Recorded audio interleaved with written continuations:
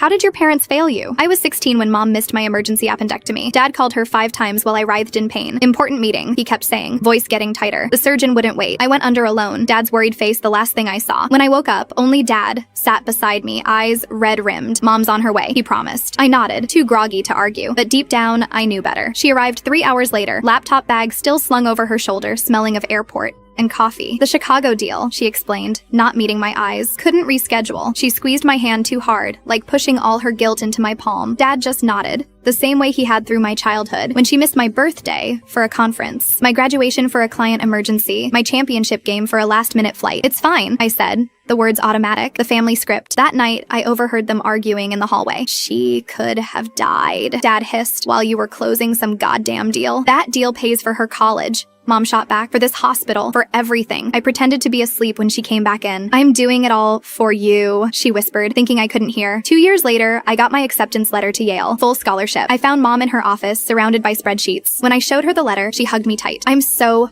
proud of you, she said, voice breaking. This is everything we worked for. I pulled away. We? Emma, you weren't there, I said, words spilling out after years of silence, for anything that mattered. That's not fair. Everything I did was for your future. I didn't need a future. I needed a mom. That night, Dad found me packing. Your mother loves you, he said quietly from my doorway. She loves the idea of me, the successful daughter she can brag about to colleagues. He sat on my bed. There's something you need to know. He pulled out an old photo. Mom holding a baby in a hospital room. This was you, born 6 weeks early while your mom was finishing law school. Her professors told her to drop out. Her parents refused help unless she focused on being a mother instead of a career woman. His voice turned bitter. Everyone expected her to choose you or her dreams. So she chose her career, I said flatly. She chose both, against impossible odds. He handed me papers. Bank statements, medical bills with overdue stamps, loan documents with astronomical interest rates. Your mom grew up poor. When you got sick as a baby, really sick, our insurance wouldn't cover it. She took that corporate job for better benefits, worked 100-hour weeks to keep you safe. I stared at the papers, hands shaking. Every missed soccer game, every school play. She was securing your future, paying off medical debt, building a safety net so you'd never know the poverty she grew up in. Why didn't she tell me? I whispered. She didn't want you to feel like a burden. She wanted you to feel entitled to success, not to see it as something you had to kill yourself for. That night, I found Mom asleep at her desk, her face pressed against her keyboard. A half-written email to Yale's financial aid office was on her screen, asking about additional scholarships. I covered her with a blanket, noticing for the first time the gray in her hair, the deep lines around her eyes. On her calendar, she'd blocked off my entire first week at Yale as vacation, the first in years. She failed me by not being there, but she did it while fighting a war I never knew existed, to give me choices she never had.